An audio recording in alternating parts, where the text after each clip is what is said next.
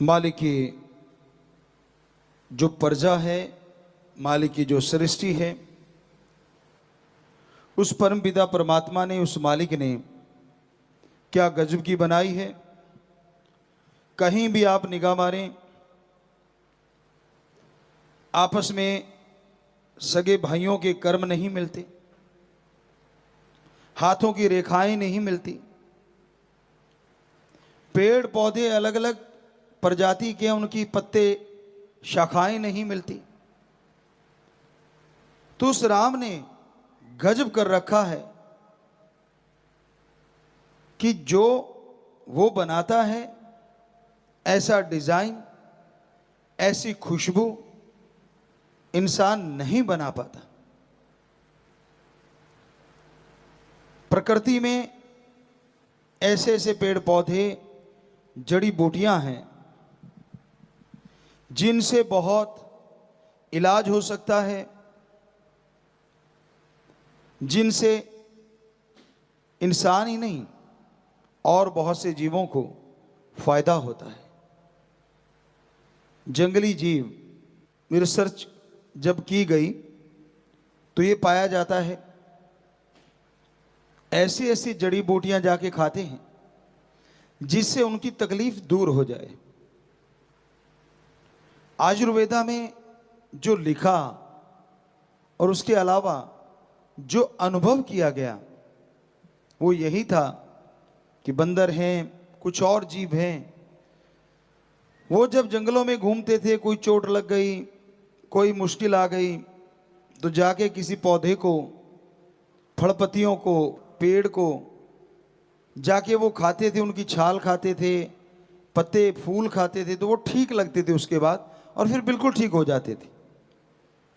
तो वैद्य, आज की अकॉर्डिंग डॉक्टर कह लो, उन्होंने उन पशुओं को फॉलो किया और देखा कि वाकई जड़ी बूटियों में तो बड़ी ताकत है। बड़ी बड़ी ऐसी प्रकृति प्रभु ने बनाई है जिससे पूरी मानवता का भला किया जा सकता है। तो उससे फिर दवाइयां बनती गई। लेकिन आज ऐसा दौर आ गया है, हर चीज में बिजनेस, व्यापार ज्यादा हो रहा है। जान बचाने के लिए दवाओं का इस्तेमाल होना चाहिए, लेकिन आज उन्हीं दवाओं का गलत इस्तेमाल करके लोगों की जान भी जा रही है। जिसे ड्रग कहें, नशा कहें, बच्चे उसको उसी रूप में लेते हैं और फिर बुरा हाल हो जाता है। बहुत से ऐसे माँ बाप जो इस लम्हों से गुजरे होंगे, जिन्होंने उन पलों को जिया होगा जब उनके सामने उनका घर का चिराग, बेटी या बेटा, नशे की वजह से तड़प तड़प के मर रहा या मर रहा था। उन पलों का एक मां से पूछा जाए, एक बाप बहन बेटी से पूछा जाए, तो वो ही जानती है दर्द क्या होता है। और ये सब क्यों हो रहा है? चंद नोट कमाने के लिए, बिजनेस, व्यापार के लिए, और कोई मतलब नहीं है। पैसा कमाने के लिए नशों के व्यापारी ये कार्य करते हैं, नशा लाते हैं, कोई रुकावट नहीं आ रही उनको। हालांकि कोशिशें की जा रही हैं कि नशा खत्म किया जाए, और यकीन मानो जब ये कोशिशें बड़ा रूप धारण कर लेंगी तो नशा भी खत्म होगा और व्यापारी भी, व्यापार बदल जाएंगे।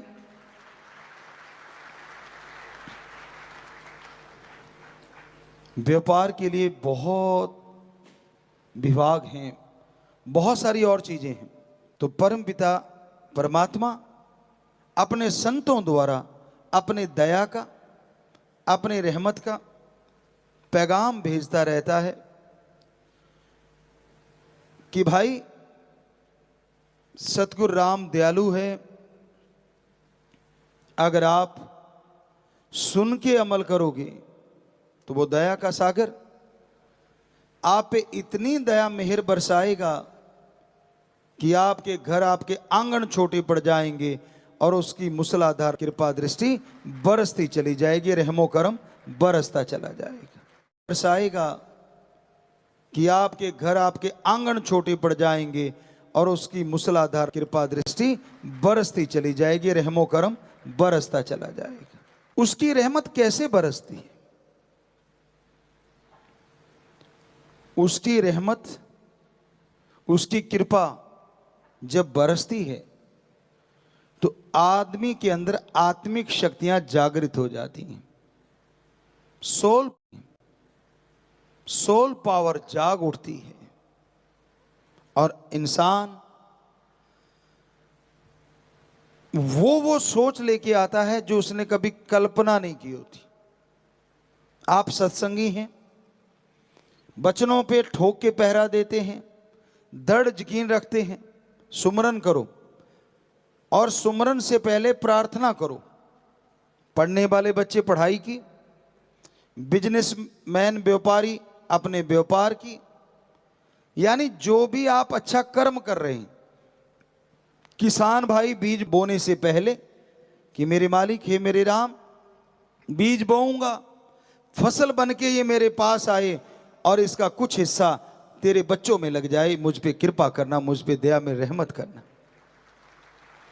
और फिर करो सुमरन, चाहे बिजनेस करते हुए, उसके बाद पढ़ाई करो या बीज डालो, यकीन मानो फायदा लाजमी होगा।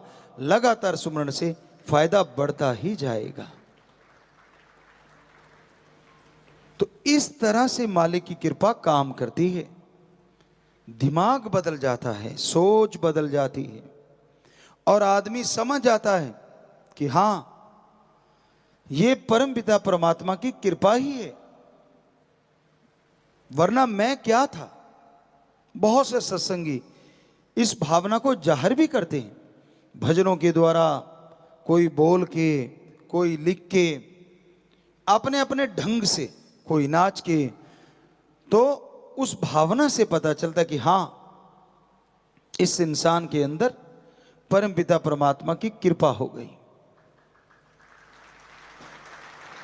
उसको बोल के बताने की जरूरत नहीं पड़ती, सोचने से पहले पूरी कर देता है। कोई सच्चा भक्त बन के देखो, अपना आड़ से नींद त्याग के देखो। जिनकी तड़फ लगी होती है ना, एक गाना किसी ने लिखा था, कई गाने भी रूहानियत में, सूफियत में चल पड़ते हैं। लगी वाले दा कदे नहीं सौंदे ते तेरी किमें अख लगी। शायद उसने दुनियादारी के हिसाब से बनाया होगा, पर सूफियत में बहुत गहराई है कि जिसकी उस परम पिता परमात्मा से आंख लग जाती है, फिर इस आंख में कोई दूसरा आ ही नहीं पाता, क्योंकि देखने का विजन बड़ा छोटा सा होता है। डॉक्टर साहबान जानते हैं, एक सेंटर में हमारे बिंदु होता है, एक छोटा सा, सारा पिक्सल वहीं से आता है। फोकस, डी फोकस, सारा कुछ फोकस करना, आउट ऑफ फोकस जाना, ये कैमरों का काम है। लेकिन राम जी ने ये जो कैमरे बनाए ना, ये आउट ऑफ फोकस नहीं होते। यहां देखो, चांद पे देखो, एक पल में इतना तो ना कोई कैमरा बना ना और कभी बनेगा कि इतना क्लोज, और एक पल में वहां और एक पल में यहाँ। ये उनसे भी कई गुना ज्यादा फास्ट होता है, कई गुना ज्यादा फास्ट, सेकंड के 100वें हिस्से से भी आगे। आंखें यूं देख के यूं देखती हैं तो पता नहीं कहां से क्या क्या देख लेती हैं। और गजब तो ये है ना, क्योंकि हम डायरेक्टर हैं, बहुत मालूम डीओपी भी हैं, तो हमें पता है इन चीज़ों का। आपको पहले भी एक दिन बोला था कि एटार होता है, एक ऐसा लेंस होता है जो यहाँ तक दिखा देता है, फिश आई होता है जो यहाँ तक दिखा देता है। लेकिन गजब तो ये है ना, राम जी ने हमारी ये जो आंखें बनाई है ना, ये यहां तक दिखाती है 180 डिग्री। कमाल तो ये है, ये डीफोकस नहीं होती कभी भी, आउट ऑफ फोकस नहीं होता, पूरा दिखता है इधर कौन खड़ा इधर कौन खड़ा, सेंस जागने चाहिए। लेकिन इस सबको इकट्ठा करके जब एक बिंदु पे लगा देते हैं तो भगवान भी आ जाते हैं। गजब है। कैमरे को जितना मर्जी फोकस करते रहो, कुछ भी करते रहो, भगवान का ढंग की पिक्चर आ जाए वही काफी है। लेकिन कमाल है ना, जब ये सारे पिक्सल इकट्ठे होके एक जगह इकट्ठे हो जाते हैं ये पॉइंट पे, तो फिर वो रास्ता खुल जाता है परमपिता परमात्मा तक जाने का। कमाल का ऑटोमेटिक विजन है, कमाल के ये लेंस हैं जो अलग से लगाने नहीं पड़ते। क्योंकि शूट करते थे, आपको बोला डीओपी, डायरेक्टर ऑफ फोटोग्राफी या जो भी नाम ले, तो उनका काम होता है जब वो देखते हैं कि मैंने कौन सा सीन लेना है तो वो लेंस बदल के दूसरा लगाया जाता है। क्या मैंने फोकस बिल्कुल क्लोज लेना है, अब मैंने वाइड एंगल लेना है, अब मैंने लोअर एंगल लेना, अब मैंने ये लेना है, तो वो सारे अलग से लेंस होते हैं। लेकिन क्या कहें उस परमपिता परमात्मा का जिसने ऐसे लेंस, और कमाल है ये इतने बड़े बड़े होते हैं, उठा के चलते हैं जब इतना वजन होता है, और इधर वजन तो है ही नहीं, जरा सी जगह। आप अगर डॉक्टर से पूछो कि जरा सी जगह होती है, और क्या उसका वाइड एंगल है और क्या उसका लॉन्ग एंगल है और क्या उसका फोकस है, जबरदस्त। इससे बड़ा तो हो ही नहीं सकता ना कि जब उसको टोटली फोकस कर देते हैं एक पॉइंट पे तो भगवान जी भी आ जाते हैं। पर इसको फोकस करने के लिए इस माइंड में राम का नाम लाना पड़ता है, उसको याद करना पड़ता है जिसने ये ऑटोमेटिक लेंस बनाए हमारे अंदर। तो उसको जब याद करते हो तो ये सब चीजों को आउट ऑफ फोकस करके एक जगह फोकस होने शुरू हो जाते हैं। वरना तो 180 डिग्री कोई छोटी बात नहीं होती। और जब मन इसको काम में लेता है ना तो ये पता नहीं कितना लंबा चौड़ा दिखाते हैं, कहां से कहां ले जाते हैं। सोच इनके द्वारा भी बहुत आती है और इसके द्वारा भी बहुत आती है। जो आंखें देखती हैं बिठा लेता है, ये पकड़ लेता है। जो कान सुनते हैं बिठा लेता है। तो भाई आप फोकस करें यहां पे और राम का नाम जपें, तो यकीन मानो आपकी तमाम मैल धुल जाएगी, आपकी तमाम बुराइयां खत्म हो जाएंगी और एक ऐसी बहार जिंदगी में छा जाएगी जिसकी लोग कल्पना करते हैं, हकीकत में नहीं। नींद तो फिर क्या है, जब दर्शनों की इच्छा हो तो घोड़े की तरह दौड़ के आते हैं। वैसे हम अपनी बड़ाई नहीं, अपने सदगुरु मौला की बड़ाई करते हैं हर पल। तो हम दर्शनों को आया करते, सुबह दीदार करके बेपरवाह जी से और चले तो वहां से काफी दूर पड़ता है, लगभग 150-200 किलोमीटर पड़ता है। और शाम सी के समय हम लोग 3-1 बजे गांव से 5-7 किलोमीटर दूर थे तो अचानक ख्याल कि नहीं वापिस चलना है। दूसरे कहते यार क्या कर रहे हो, गाड़ी मोड़ क्यों दी? यार आज बात नहीं हुई, आंखें मिली नहीं, चलते हैं। कहते मिली तो थी, हमने कहा आपकी मिल गई, हमारे यहाँ वो वाली बात नहीं बनी। कहने का मतलब बेपरवाह जी का संदेश था, उन्होंने बुलाना था। तो उनको कैसे बताए, उनको तो यही कहना था, अब बहाना भी बनाना है ना। तो अब ऐसा करना ही पड़ता भाई, क्या करें, जैसी दुनिया उसको थोड़ा सा ओला पर्दा रखने के लिए। तो कहने का मतलब ऐसी चीज बेपरवाह जी ने अंदर से ख्याल दिया, तो सोचा कि नहीं अब तो वापस चलना है। अब इतनी दूर हमारे कई सज्जन थे जो साथ बैठते थे, वो डरते भी बहुत थे कि यार ये तेज बहुत चलाता है, और परमपिता ने ठप्पा लगा दिया जैसा कोई ड्राइवर नहीं, आगे से बोल नहीं सकते थे। अब बोले तो कैसे बोले, तो हमने भी क्या किया, हमने कहा यार वो लारे वाली बात, इनको क्यों डराना, हमने स्पीडोमीटर की सुई थोड़ी सी ढीली कर दी। तो वो 120 पे जाती तो झटके मार मार के 90 दिखाती, 80-90 80-90। तो हमने उसका चमचा दबा दिया गाड़ी का, तो वो 120 तक जाती थी बेचारी, वो उतनी भाग ली। और 3 बजे वहाँ से टर्न मारा और शायद 5:30 5 सवा 5 5:30 हम 2.5 घंटे में, जो कि बहुत टाइम लगता था। वो कहते यार भाग तो उतनी रही है, ये स्पीडोमीटर दिखा रहा है लेकिन पेड़ों को देखते तो बड़ी तेजी से घूम रहे हैं। हमने कहा ये आपके ना थोड़ा सा वो हो गया, सफ़र का नशा चढ़ा हुआ है, आंखें बंद करो, थोड़ा सुमरण करो, भक्तजन हो आप। तो बेचारे सुमरण करने लग जाते, और उनको क्या पता कि सुई ढीली है। कहते यार ये झटके से मारती है। हमने कहा खराब हो जाती हैं, अब इतनी कौन सा मत्था मारे, ठीक है जो चल रहा। तो जा पहुंची और बेप्रवाह जी मजलिस करके 6 बजे थे या 5:30, अब हमें पूरा वो ध्यान में नहीं है। तो उस टाइम बेप्रवाह जी तेराबास में मस्ताना जी धाम में जो हॉल की तरफ गेट है, शायद उसी तरफ से जा रहे थे अंदर। तो हम जा पहुंचे, कहते हमें मिली आंखों से आंखें। कहते अच्छा आगे। हमने कहा आप बुलाओ और हमारी औकात, ये आंखों की बातें होती हैं। तो कहने का मतलब बेपरा जी के हाजिर हुए और फिर बात पूछी। कहते अच्छा। बेपरा जी फरमाने लगे, हंस पड़े, मुस्कुराए। कहते आप फिर आगे, सुबह तो मिले थे भाई। अब उन्होंने भी यही कहा था, यार सुबह तो मिल के आए। वो हमें देखने लगे। कहते अच्छा अच्छा कोई बात नहीं, अब आए हो तो आपा ये सेवा करनी है, ये काम करना है। बेपरा जी खड़े रहे और इधर से हमारा प्रोग्राम चलता रहा। उनसे जुबान से बातें हो रही थी और हमारे नैनों से चल रहा था प्रोग्राम। तो वो सारी बातें जब पूरी हो गई, कहते अच्छा अब तो हो गया काम। अब उनको ये समझना है कौन सा काम हो गया। वो कहते हाँ जी दर्शन हो गए पिताजी, अब ठीक है। कहते अच्छा फिर अब जाना चाहो तो जाओ।